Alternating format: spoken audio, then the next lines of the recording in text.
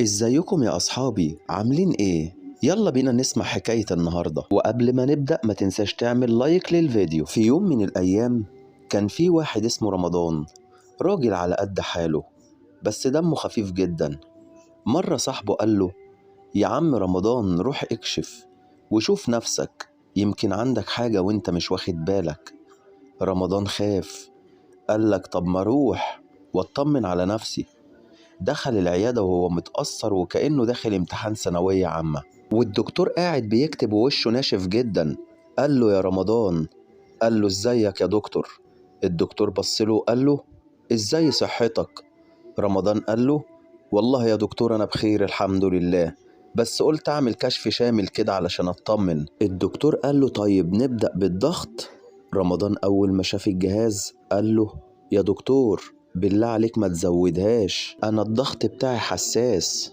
الدكتور مسك الجهاز وحطه على دراعه، وفجأة رمضان صرخ: ده بيعض ولا إيه؟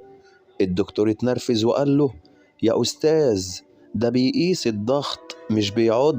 خلص الضغط الدكتور قال له: تمام، الضغط كويس.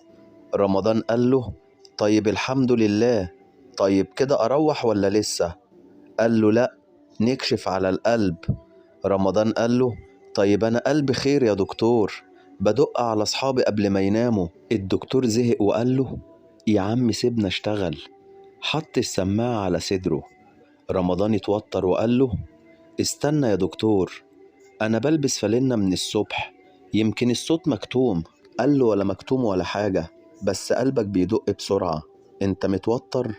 رمضان قال له: أيوة، أصل السماعة كانت ساعة زمان وأنا صغير فخفت تطلع بتصور.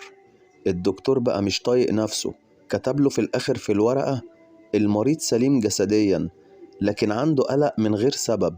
رمضان خرج مبسوط جدا، راح لصاحبه وقال له: الحمد لله يا عم، الدكتور قال لي عندي قلق من غير سبب. قال له صاحبه: يعني انت كويس؟ قال له: ايوه، بس شكلي هقلق علشان ما بقاش خالف لكلام الدكتور.